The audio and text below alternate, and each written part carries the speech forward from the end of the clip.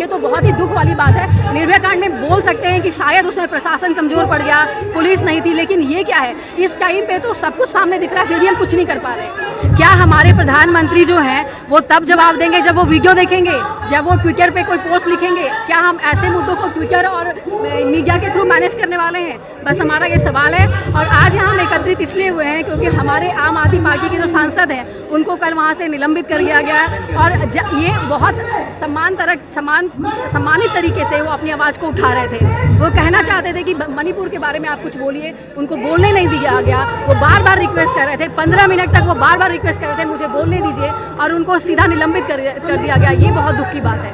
इसके वजह से आज हमें यहाँ आना पड़ा है और ये डिमांड जब हम रख रहे हैं। मैडम, आज़ाद भारत में ये घटना जो मणिपुर में जो महिलाओं के साथ जो पेश आया है, ऐसा घटना आज तक नहीं हुआ है। दिल दहला देने वाला ये घटना, क्या कहना चाहेंगे? आप भी एक महिला है।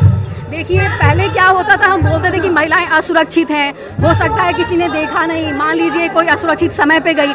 ये तो दिन दहाड़े सबके सामने हुआ है। और हमारे प्रधानमंत्री जी हमारे पूरे देश में बोलते हैं विश्व में हम सबसे शक्तिशाली बनने वाले हैं। हम एक तरफ चंद्रयान की बात करते हैं और दूसरी तरफ महिला को नंगा घुमाया जा रहा है, और हमारा पूरा देश चुप बैठा हुआ है। और वो यही उम्मीद करते हैं कि विपक्ष भी चुप बैठा रहे, हम भी चुप बैठे रहे। मैं एज ए महिला, विपक्ष को छोड़िए, हम लोग इस तरीके से मांगना चाहते हैं कि क्या ये दिन आ गया है कि हमारी महिलाओं को ऐसे घुमाया जाएगा, और फिर उसके बाद हम ये बोले कि विपक्ष मुद्दा उठा रहा है? और क्या ये मुद्दा विपक्ष और ये 4 मई का वीडियो था, लेकिन अभी वायरल हुआ, क्या कहेंगे दोनों महिला? ये पूरा का पूरा जो सिचुएशन है, आपका जो वीडियो वायरल होना, वहाँ के इंटरनेट मीडिया सबको रोक दिया गया है। बड़ी मुश्किल से चीज़ें सामने आ रही है, और मैं ये कहना चाहती हूँ कि जिस तरह से बातों को दबाया जा रहा है ये बहुत गलत है। क्या हमारे देश में महिलाओं को इतना असुरक्षित रखना हमारे प्रधानमंत्री मोदी जी ये बर्दाश्त कर रहे हैं? इसे बहुत ही दुख की बात है।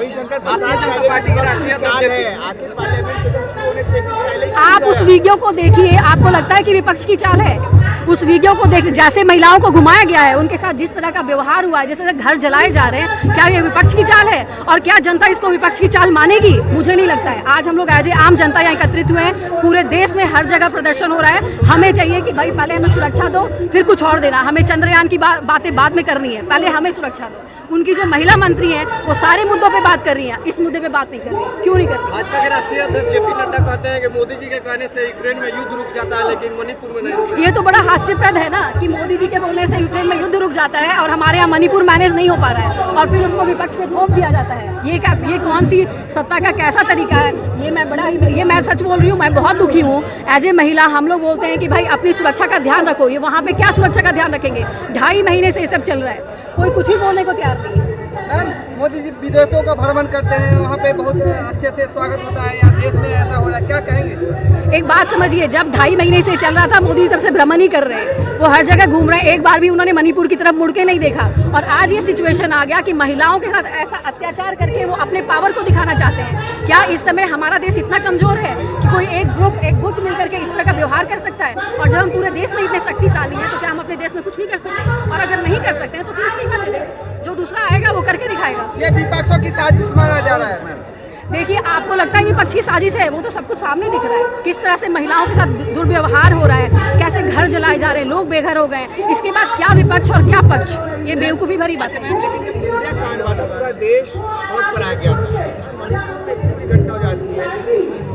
देखिए, निर्भया कांड तब भी जब भी हुआ था, उससे ज़्यादा ये दुख की बात है, ये ज़्यादा शर्मसार होने वाली बात है। ये सिर्फ ऐसा नहीं हुआ कि मीडिया को नहीं दिखा, लोग जानते नहीं थे। एक भीड़ पूरी चल रही थी और उन्होंने उन महिलाओं के साथ ऐसा दुर्व्यवहार किया है। ये तो बहुत ही दुख वाली बात है। निर्भया कांड में बोल सकते हैं कि शायद उसमें प्रशासन कमज़ोर पड़ गया, पुलिस नहीं थी, लेकिन ये क्या है, इस टाइम पे तो सब कुछ सामने दिख रहा है, फिर भी हम कुछ नहीं कर पा रहे। और हम तो बस डिमांड कर सकते हैं, और हम लोग पूरे आगे तक जाएंगे और अपनी आवाज़ उठाएंगे। इसका असर 2024 में कैसा पड़ने वाला है? बिल्कुल पड़ेगा, और इंडिया जो है वो अपना एक दम दिखाएगा और इंडिया जीत कर दिखाएगी इस बारी। ये बताइए कि जिस महिला के साथ हुआ उसके हस्बैंड कह रहे हैं कि मतलब मैंने देश की सुरक्षा की, लेकिन अपनी पत्नी की सुरक्षा नहीं कर पाई। वही तो बहुत दुख की बात है। देखिए, पूरा का पूरा सिचुएशन है, बार बार डिस्कस कर रहे हैं, ये ऑलरेडी बहुत दुखद पूर्ण सिचुएशन है। और अब अगर हम आवाज़ नहीं उठाएंगे तो कैसे होगा?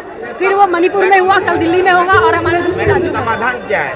क्योंकि जिस देश में देवी को, नारी को देवी पूजा जाता है और मान सम्मान दिया जाता है, मोदी जी खुद कहते हैं बेटी बचाओ बेटी पढ़ाओ, लेकिन बेटियों के लिए आके 30 सेकंड के लिए कहते हैं, तो क्या कहेंगे? देखिए, समाधान ऐसा है कि वो उनको सत्ता से हटा दिया जाए और जो हमारे देश को सुरक्षा दे सकता है उनको सत्ता में लाया जाए। यही एक समाधान है और कोई समाधान ये नहीं। कैसे होगा? ये होगा जब वो उनको इस्तीफा देना पड़ेगा। हम मांग करेंगे, वो इस्तीफा देंगे, जो लायक होगा वो आएगा सत्ता में और फिर वो अपना कार्यकाल करके दिखाएगा। बीरेन सिंह का तो इस्तीफा अभी तक हुआ नहीं, अब किस इस्तीफे की बात कर रहे हैं? हम भी वही दुख में हैं कि बहुत सारी चीज़ें जो हम डिमांड करते नहीं है, लेकिन इसका मतलब ये नहीं कि आम जनता अपना डिमांड करना छोड़ देगी।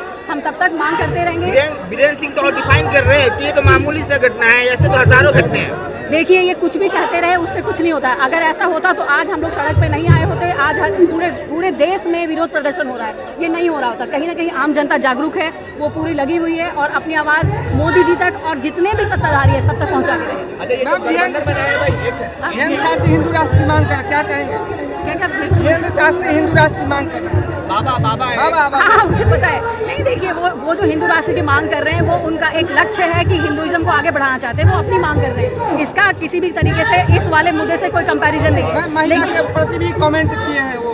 अच्छा, आपने कहा लगाया, आपने सिंदूर नहीं लगाया, आपने मंगलसूत्र नहीं पहना, आप लोगों ने कहा खाली प्लॉट है।